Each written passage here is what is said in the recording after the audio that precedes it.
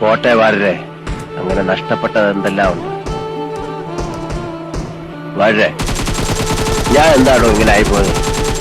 താൻ ചിന്തിച്ചിട്ടുണ്ടോ? അത് ചിന്തിച്ചിട്ട് ഒരു എത്തും പിടിയും കിട്ടാത്ത കാര്യം. ആ തലവര അല്ലാതെ എന്താ ഞാൻ